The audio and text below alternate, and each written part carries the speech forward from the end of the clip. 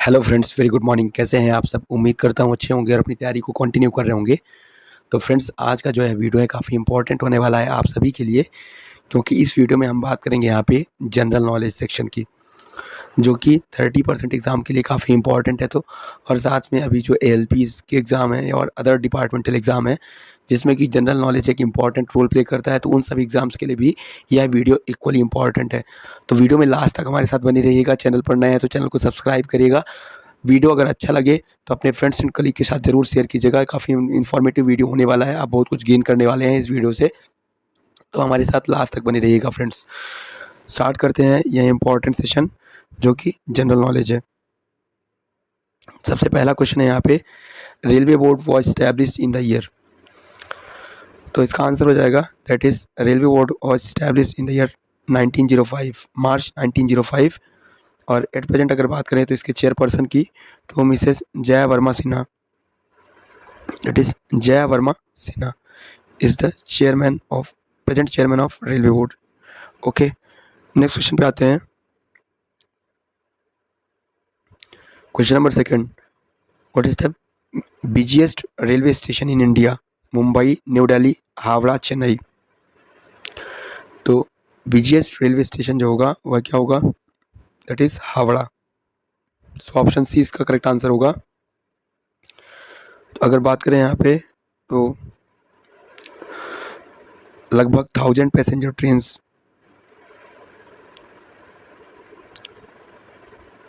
लगभग जो है तो 1000 ट्रेन्स की जो फ्रिक्वेंसी है यहाँ से होती है हावड़ा ट्रेन से। Basically it is the entry gate of eastern Indias. So nearly 1000 trains per day जो है तो यहाँ से क्रॉस होती है। इसके अलावा यह ओल्डेस्ट रेलवे स्टेशन है, that was set up in the year 1854।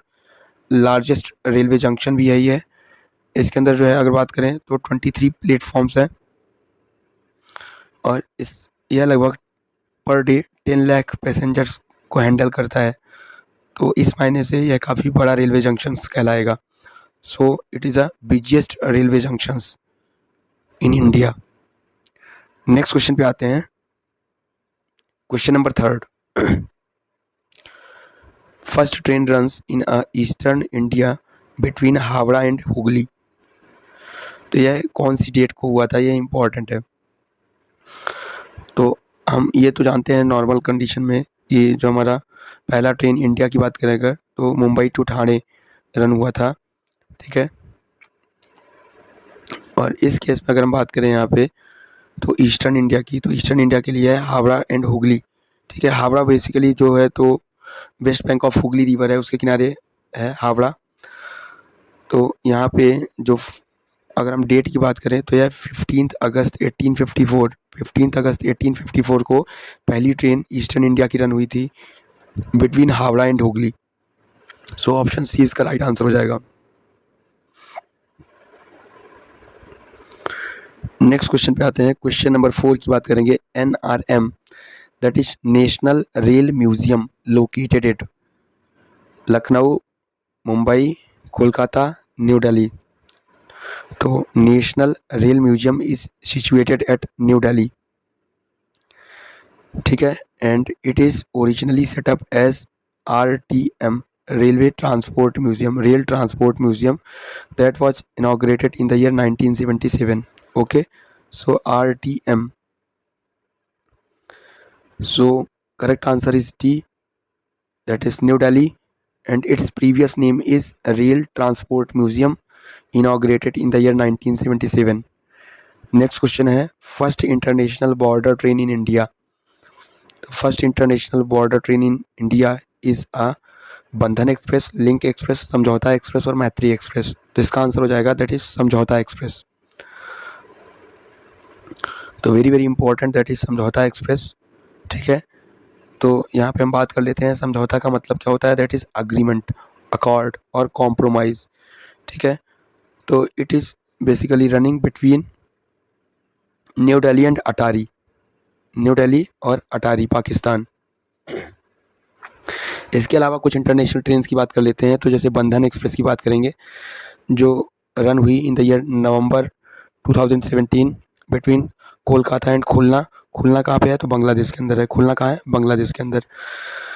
Link express की बात करें तो जोधपुर और कराची के बीच में, मैत्री एक्सप्रेस की बात करें तो कोलकाता और ढाका के बीच में, और मिताली एक्सप्रेस जो कि अभी जिसकी फर्स्ट सर्विस जून 2022 में स्टार्ट हुआ है, तो यह NJP that is new Jalpaiguri और ढाका के बीच में स्टार्ट हुआ। तो अभी करंट की बात करें तो यह मिताली एक्सप्रेस नई ट्रेन है इंटरनेशनल लेवल पर, जो कि इंडिया और बांग्लादेश के बीच में न्यू जलपाईगुड़ी और ढाका के बीच में रन करती है। नेक्स्ट क्वेश्चन पे आते हैं। क्वेश्चन नंबर 6 की बात करेंगे। Who is the competent authority to give interpretation on rules of Indian railway establishment code.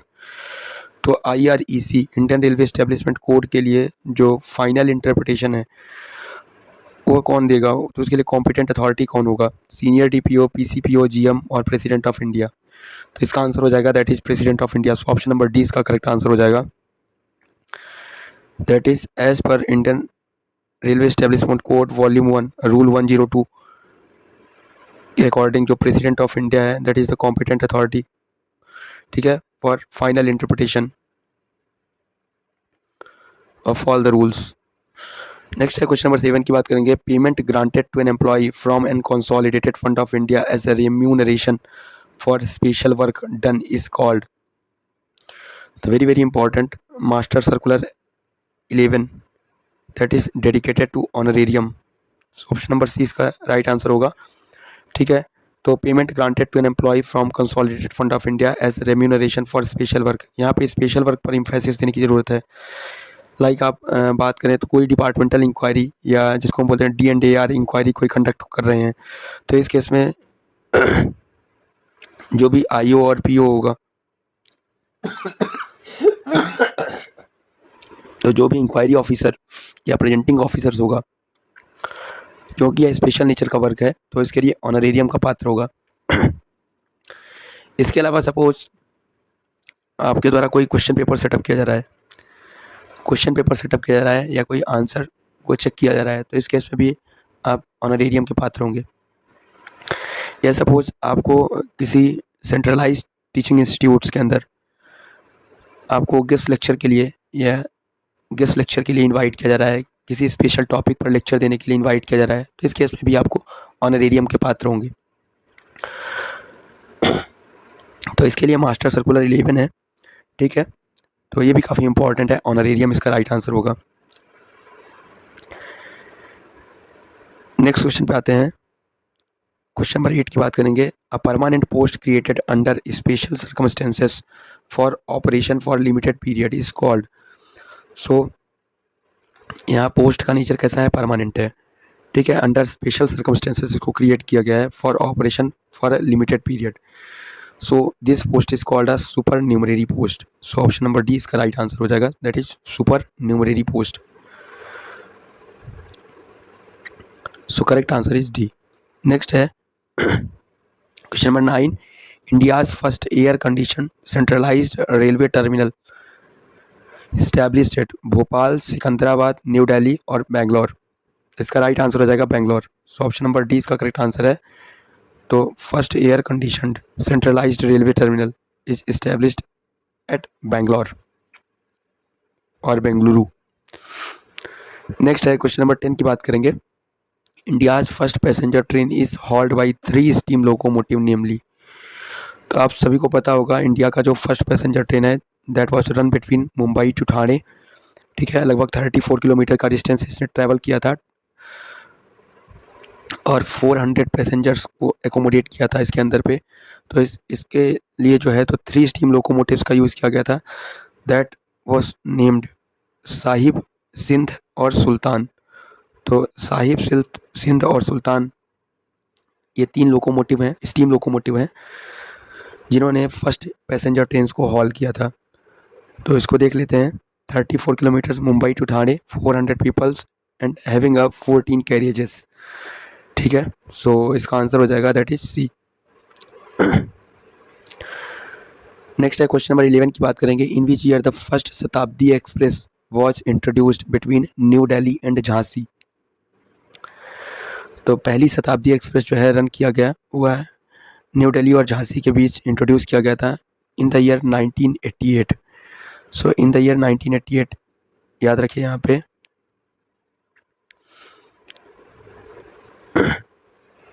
First Shatabdi express was introduced between New Delhi and Jhansi and later it was extended to Bhopal.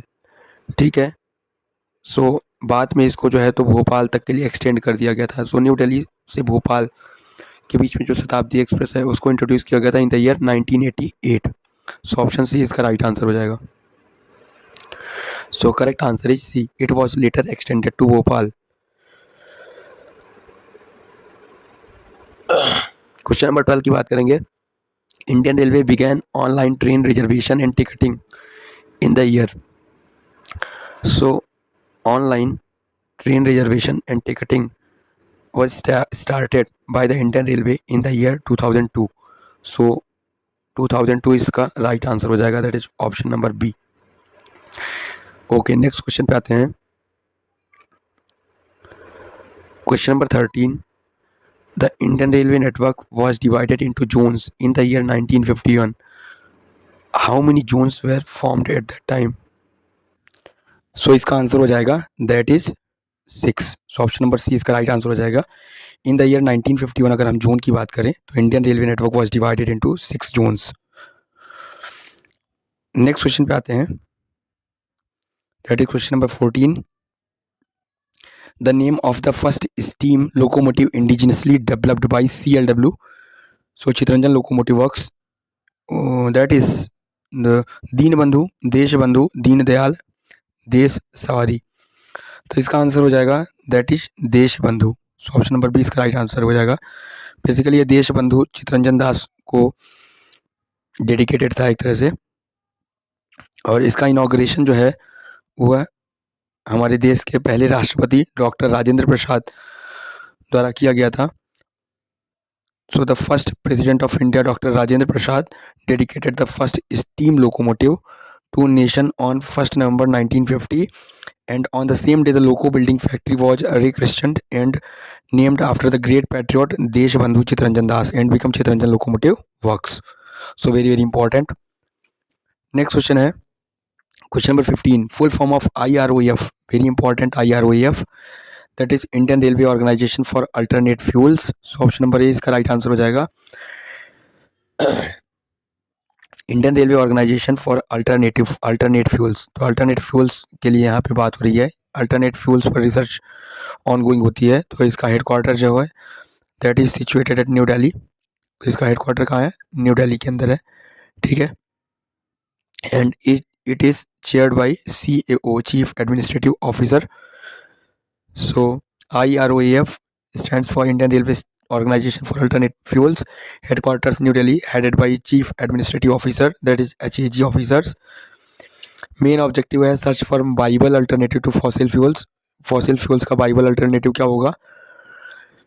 Nodal like biofuels etcetera etcetera. साथ में अभी जैसे हम blending कर रहे हैं, ठीक है, पेट्रोल और डीजल के अंदर अगर बात करें तो डीजल के अंदर खासकर, क्योंकि हमारे यहाँ पे डीजल लोकोमोटिव्स हैं, तो डीजल लोकोमोटिव्स के अंदर जैसे एथेनॉल वगैरह हो गया, उनका ब्लेंडिंग करना। So nodal agencies in India is ministry of MNRE, that ministry of new and renewable energy. Next question है क्वेश्चन नंबर 16 की बात करेंगे। In case of the quantum of amenities on the basis of norms for recommended amenities is less than minimum essential amenities. So the actual minimum essential amenities to be provided can be modified with the approval of. So the actual minimum essential amenities to be provided, it can be modified with the approval of GM. So option number B इसका right answer हो जाएगा, that is general manager. Okay, next question है question number 17 की बात करेंगे। The powers to approve any amenities soliciting CSR funds. CSR funds का मतलब है that is corporate social responsibility. So the CSR funds for augmenting passenger amenities in the station lies with। तो passenger amenities को बढ़ाने के लिए CSR fund का utilisation किसके अंडर में होता है? यहाँ पे इसके लिए जो कॉम्पिटेंट अथॉरिटी है वो कौन होगा? सीनियर DCM, ADRM, DRM और PCCM। सो इसका आंसर हो जाएगा that is DRM। So option number C इसका राइट आंसर हो जाएगा। नेक्स्ट क्वेश्चन है क्वेश्चन नंबर 18 की बात करेंगे। The president of the IRCA shall be the general manager of which railway? Chairman railway board, northern railway, central railway, western railway.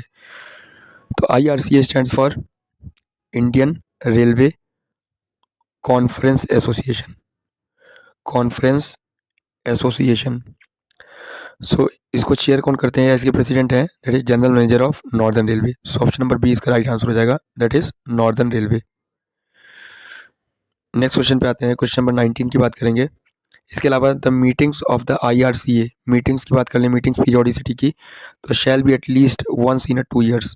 तो इसकी meeting periodicity भी काफ़ी इंपॉर्टेंट है, that shall be held at least once in 2 year।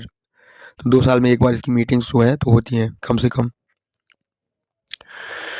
Question number 19 की बात करेंगे, head of the public complaint at division level. तो division level पर जो है पब्लिक कंप्लेंट्स को कौन हेड करता है, इसके बारे में बात की जा रही है। तो head of the public complaints at a division level is ADRM साहब। Okay, so ADRM is the right answer. इसी प्रकार अगर हम बात करें यहीं पे कि जोनल लेवल पर इसका हेड कौन करेगा, तो जोनल लेवल पर इसको AGM साहब करेंगे। So head of the public complaints at a zonal level is by AGM।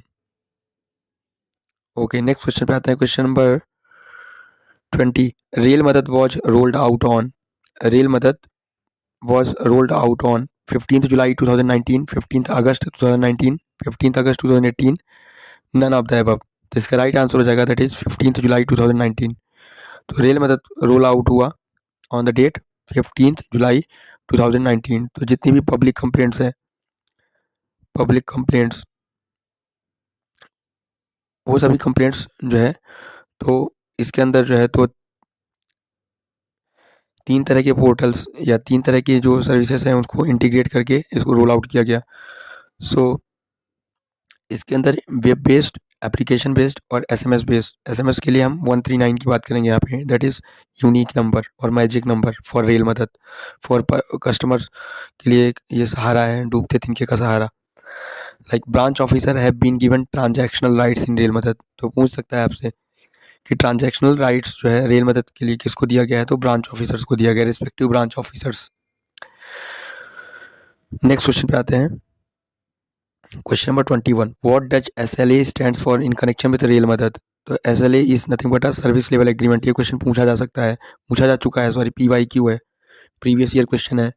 ये SLA का फुल फॉर्म क्या होगा, तो that is nothing but a service level agreement. Question number 22। The right to information act is in force from. तो right to information act that is RTI act 2005, यह कब से in force हुआ, तो इसके लिए क्रिटिकल डेट है, दैट इज 12 अक्टूबर 2005। हालांकि पार्लियामेंट ने इसको अप्रूवल जून 2005 के अंदर ही दे दिया था, लेकिन इसको इन्फोर्स करने की जो डेट है या पहली बार जो RTI लगी थी वह 1 अक्टूबर 2005 को लगी थी। ठीक है, सो ऑप्शन नंबर सी इसका राइट आंसर हो जाएगा, that is RTI act is in force from 12 October 2005। तो ये भी काफ़ी इंपॉर्टेंट है।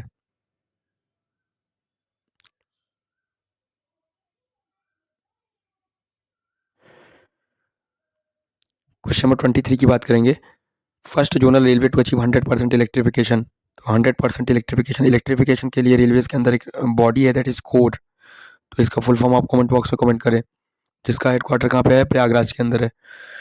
तो फर्स्ट जोनल रेलवेज कौन सा है 100% इलेक्ट्रिफिकेशन के लिए, तो that is a West Central Railway, WCR। तो WCR इंडियन रेलवे का पहला जोन है जिसने 100% इलेक्ट्रिफिकेशन अचीव किया। नेक्स्ट क्वेश्चन पे आते हैं, question number 24, very very important. The Indian railways act 1890 was replaced by the railway act 1989। तो ये भी आप याद रखिए, जीके का क्वेश्चन हो गया यहाँ पे। इंडियन रेलवे एक्ट 1890 से पहले था, जिसको बाद में रेलवे एक्ट 1989 लाया। तो रेलवे एक्ट जो 1989 जो प्रेजेंट में है अभी, वह कब से इन्फोर्स हुआ, इसके बारे में बात की जा रही है। तो 1 जुलाई 1989, 1 जुलाई 1990, 1 अप्रैल 1989, 1 जनवरी 1990। तो इसका आंसर हो जाएगा 1 जुलाई 1990। सो ऑप्शन नंबर बी इसका राइट आंसर हो जाएगा। तो railway act 1989 was in force on the date 1 July 1990। Next question पे आते हैं, question number 25। RRT stands for in the railway context, very very important। RRT is a railway rates tribunal। So option number C इसका right answer हो जाएगा, RRT stands for railway rates tribunal। तो before independence ऐसा कोई body नहीं था railway rates के लिए। फिर बाद में इसको जो है तो इन the year 1949 by the central government इसको क्रिएट किया गया और इसका हेडक्वार्टर जो है बेसिकली वो कहाँ पे है, चेन्नई के अंदर। तो ये भी आप याद रखिए यहाँ पे कि आरआरटी का हेडक्वार्टर कहाँ पे है, तो चेन्नई के अंदर है, ठीक है। और 1949 that is RRT stands for railway rates tribunal. So its headquarters is situated in Chennai and central